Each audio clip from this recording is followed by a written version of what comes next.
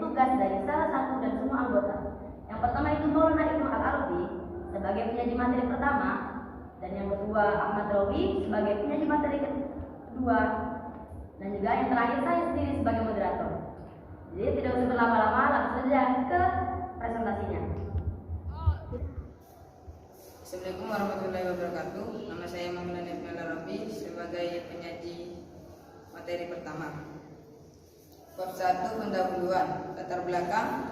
Letak geografis adalah suatu ungkapan yang mengungkapkan letak astronomis, geologis, dan juga geomorfologis dari suatu tempat, pulau, maupun sebuah negara.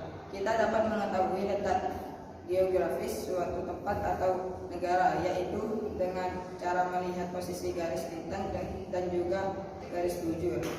Dan letak geografis juga bisa ditentukan dari segi fisiografis dan sosial.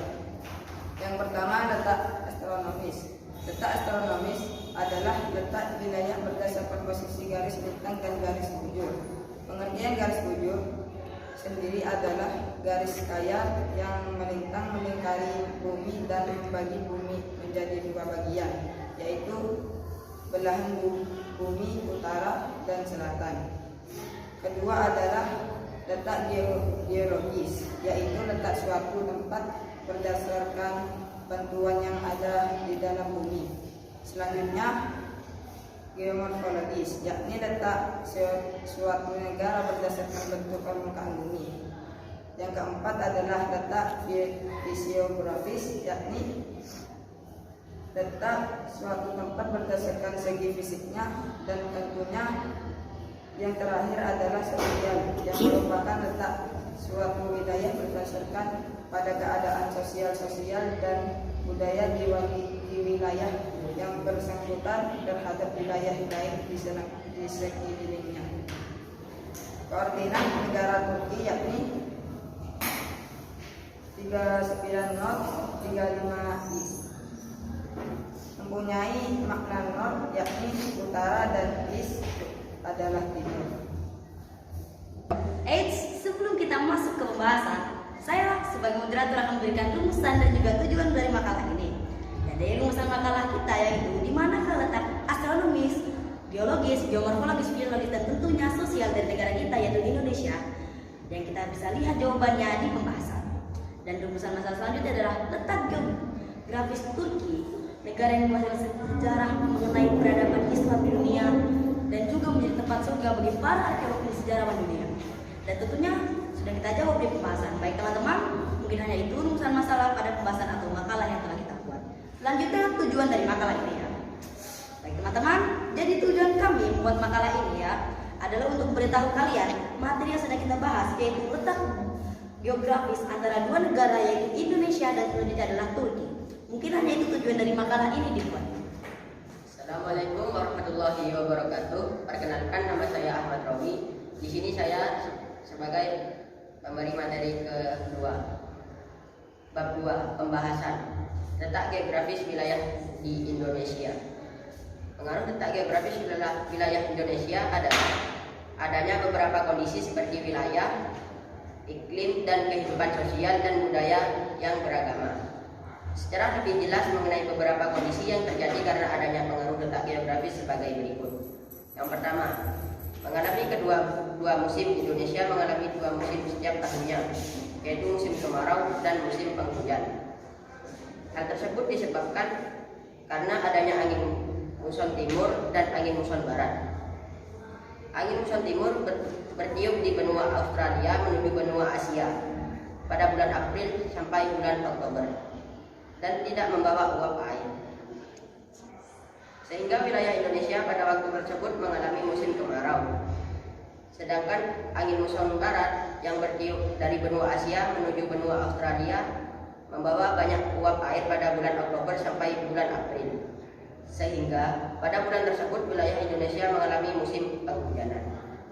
Yang kedua, wilayah strategis Indonesia berada di antara dua benua dan dua samudra, yang menyebabkan wilayah Indonesia banyak dilalui jalur perjalanan internasional dari udara maupun laut.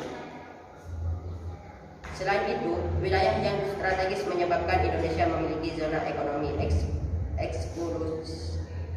eksklusif sejauh 200 mil yang ditarik pada pangkal pantai. Dan yang ketiga, Indonesia memiliki sosial dan kebudayaan beragam. Indonesia berdekatan dengan benua Asia dan memengaruhi proses sosial dan kebudayaannya. Selain itu, dalam perkembangannya Indonesia juga banyak menerima pengaruh budaya dan benua lain seperti Eropa. Dan yang kedua, penjelasan tentang letak geografis wilayah Turki. Turki terletak di Anatolia dan Balkan, berbatasan dengan Laut Hitam, antara Bulgaria dan Georgia, batasan dengan Laut Aegean dan Laut Mediterania, antara Yunani dan Suriah. Koordinat geografis terletak di 39 derajat North dan 35 derajat East. Turki merupakan negara pegunungan. Guys, by the way, luas negara Turki 783.562 km persegi dan 32.535 SPMI. SPMI ini by the way adalah ganti dari kilometer persegi itu dari Turki guys ya, di darat. Dan 770.760 km persegi dan 267.592 SPMI di laut. 9.820 km persegi dan 3.792 SPMI. Turki membentang lebih dari 1.600 meter atau 994 MI dari barat ke timur. Tapi kurang dari 800 km atau 457 MI dari utara ke selatan.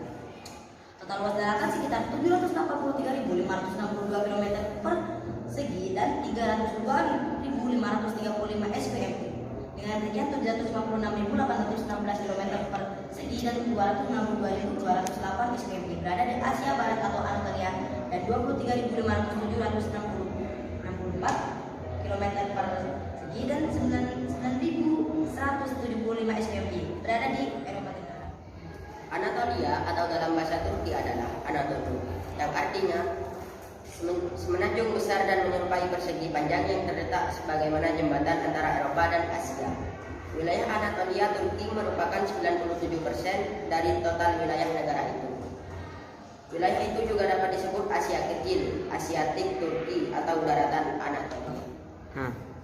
Guys, by the way, dikarenakan presentasi telah berakhir, apakah ada pertanyaan? Ada. Ya, mungkin di sini emang tidak ada pertanyaan. Namun jika kalian sebagai penonton memiliki pertanyaan yang sangat bagus, silakan cantumkan di kolom komentar di bawah. Jadi dikarenakan tidak ada pertanyaan, saya akan menarik kesimpulan. Kesimpulannya, kita bisa mengetahui letak geografis Indonesia dengan mencari letak astronomis, geologis, geomorfologis, fisiologi, tentunya sosial dari negara tersebut. Dan yang sudah tertera di atas, Indonesia terletak di antara dua benua, dua samudra dan dua pulau. Dan kita juga sudah tahu 97% bagian di Turki adalah Anatolia atau yang bisa kita sebut sebagai Asia Kecil yang punya bahasa Latin Asia Timur. Mungkin cukup sekian presentasi dari kami sebagai kelompok 1. Jika ada salah kata, itu berasal dari kami sendiri, dan jika ada kata-kata yang benar itu berasal dari Allah Subhanahu wa taala. Assalamualaikum warahmatullahi wabarakatuh. Waalaikumsalam.